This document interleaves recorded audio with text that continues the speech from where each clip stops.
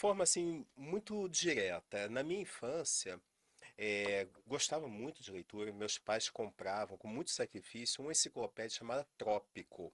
Essa enciclopédia, ela tinha uma característica que era uma enciclopédia ilustrada, só que não tinha fotos, ela tinha desenhos.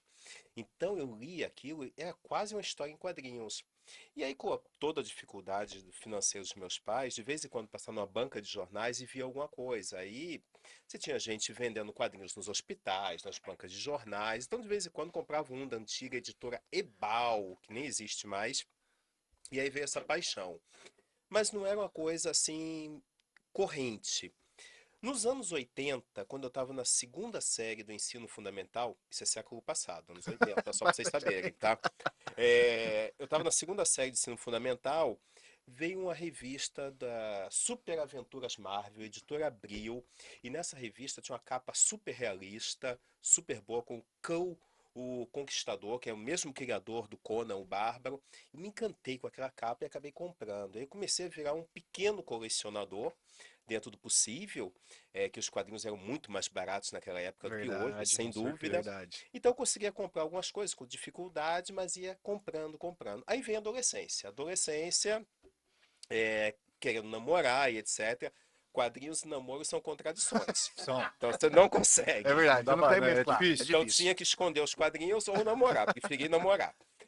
E aí, e também pelo custo que começou a aumentar, Quadrinhos dos, ou namoro? dos Namoro. quadrinhos, dos quadrinhos. Mas o namoro é outra história.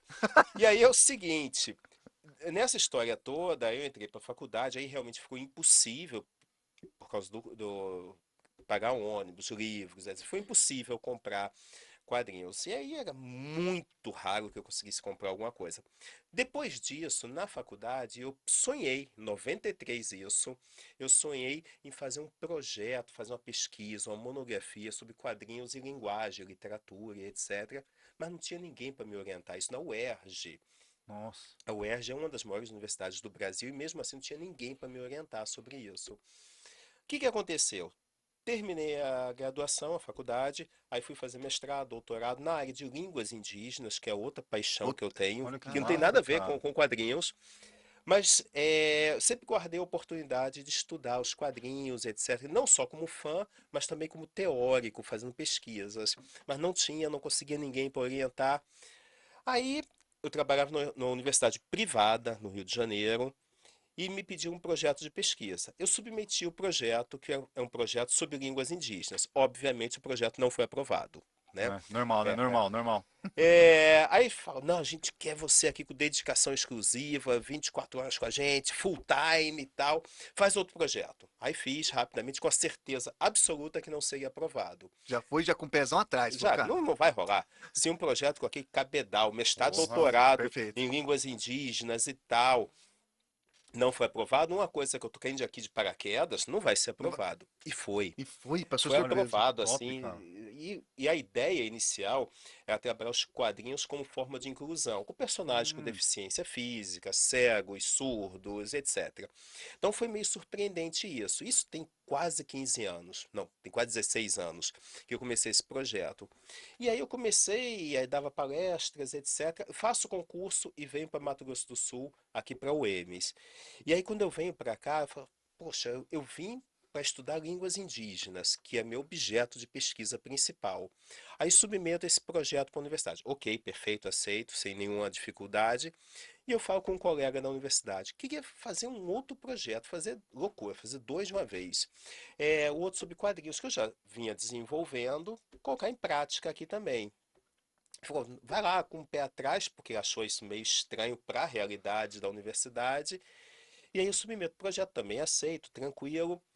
E aí comecei a desenvolver os dois trabalhos. Só que, para minha surpresa, o projeto na área de quadrinhos ganhou um volume enorme. E é surpreendente para muitos alunos da universidade, o Thales está aqui que não me deixa mentir. Você chega à universidade e percebe que pode estudar língua indígena? Ok. Pode estudar alemão? Ok. Francês, literatura? Ok. Mas estudar quadrinhos, aí o pessoal leva um ela susto. falou, Como o que, que assim? tem a ver, né? Estudar quadrinhos, que Como, loucura que é essa? cara que é uma pensa isso, né? linguagem, mas aí, inicialmente os caras não percebem isso.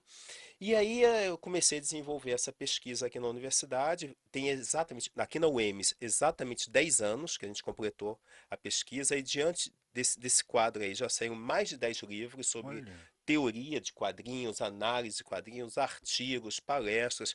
A gente criou um canal que não é concorrente desse, tá? Só para vocês saberem. É um canal que hoje a gente está com 3.000 seguidores. Parece pouco, mas para o universo acadêmico é bem bacana. Por quê? O vídeo mais assistido que nós temos é uma palestra de 1 hora e 10 minutos do meu pós-doutorado, ou seja, um assunto mais pesado, mas que a gente gravou e disponibilizou.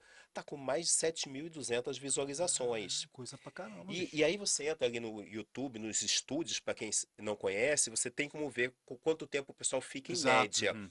As pessoas ficam em média 58 minutos nesse vídeo, ficam até o final, que começam os agradecimentos, aquela coisa toda, e o pessoal sai. Exato. Extremamente interessante foi, então. Pra Uhum. galera, pra você fixar a galera ali, entendeu? Você conseguiu fazer uma parada que às vezes mais pesada, né? Para um negócio às vezes mais leve, talvez, mas não sei, talvez seja uma didática diferente de apresentação. Então, 58 não é nem média, né? É Não, muito é o acima. vídeo É inteiro absurdo. praticamente. É Só tira a absurdo, parte dos exato. É só a parte agradecimentos Foi, mesmo. foi só isso que aconteceu Caramba. mesmo. E aí é muito surpreendente isso, porque é o vídeo nosso com maior visibilidade, aí quebra aquela noção que muita gente tem, que o vídeo tem que ser curtinho, 2, 3, 5 Perfeito. Não, minutos, etc. perfeito. É isso aí. Depende do vídeo. Dos 10 vídeos mais assistidos da gente, a maioria são vídeos longos. Temos 2 ou 3 dos 10 mais que são curtos, mas isso é outro assunto, né? Então, são vídeos que a gente começou a desenvolver com uma abordagem acadêmica sobre os quadrinhos. E aí a gente acabou descobrindo como é que tem gente interessada sobre isso. A nossa ideia inicial era ter 100 seguidores, 100, Ah, coisa 200 pouca. seguidores, assim, só para registrar. Porque quando eu vim para o Mato Grosso do Sul, logo no primeiro ano, eu comecei a ser chamado, isso foi surpreendente, fui chamado para ir às escolas dar palestras sobre os quadrinhos, que é a mentalidade que a maioria tem, que quadrinhos é coisa para criança. Aham. Tudo bem, Inicialmente, o primeiro impacto que dá é esse é daí. esse, normal. E aí eu ia às escolas e aí começava a criar um novo time aí de gente interessada em estudar. Tanto que eu já orientei no mestrado inúmeras dissertações sobre quadrinhos. Nesse momento, eu estou orientando mais duas sobre quadrinhos. Caramba, Que loucura. E aí, inicialmente, o pessoal meio com o pé atrás, aí viu que existe possibilidade de fazer um estudo sério, bacana. E aí a gente vai comentar isso daqui a pouco. Mas o que é surpreendente é que a expectativa era, já que eu, com a pandemia, eu não posso ir às escolas, faço o canal lá, quem tiver afim tem o material disponível. E o que Cara, está bombou, acontecendo hoje bombou. está dando certo. A gente tem vídeo todo dia mesmo. Todo dia, sem Todo falhar dia. um. Não, no último ano não falhou nenhum dia. Todo dia tem Caramba, um velho. vídeo. E aí tem vídeos curtos, 2, 3, 5 minutos, tem vídeo de 1 hora, depende aí da nossa programação. Então, a gente percebeu que tem gente afim de estudar quadrinhos, não como fã. Porque o fã, ele não consegue enxergar os problemas. Você fala, não, tá É, tudo isso é bom, tudo verdade. maravilhoso. Mas quando você é pesquisador, você se distancia do seu objeto e começa a perceber, ó, isso aqui tem coisa boa, isso aqui tem contradição, isso aqui tem um problema interno, isso aqui não faz sentido nenhum. Então foi assim que surgiu. Lá nos anos 80 eu comecei a ler, nos anos 90 voltei. Quando eu estava nessa universidade privada, submeti um projeto de pesquisa, que não tinha nada a ver com minha intenção inicial. Então foi esse caminho tortuoso para eu trabalhar com quadrinhos hoje. E meu pós-doutoramento foi sobre uma história em quadrinhos, em Caramba, língua cara. portuguesa. É, a questão, como eu falei no início, não é estudar como fã, porque o fã não percebe essas coisas. Uhum, Ele com até acha certeza. legal a história, o o desenho, e fã não é sei o quê. cego aí, É, isso o aí, fã é né? E cego. assim, o que o Schultz, lá do Charlie Brown, fez, tudo é lindo, maravilhoso, perfeito. Mas quem é pesquisador quer saber por quê, onde ele quer chegar, quais as contradições, Ah, é como nessa o Flash pegada. Gordon, etc. E aí você pode estudar quadrinhos pelo viés da história cultural, pela geografia, que meu pós-doutoramento agora, o segundo, é em geografia. E aí eu estou trabalhando o Ângelo Agostini, que é um quadrinista brasileiro, lá do século XIX. É, aí a gente está trabalhando como é que ele retrata o Rio de Janeiro por meio de seus quadrinhos, que também tem uma história enorme para contar. A gente pode estudar pela história, Aí tem inúmeros trabalhos e quadrinhos que analisam a Segunda Guerra, entre outras coisas. A gente pode estudar pela semiótica, pela literatura, enfim.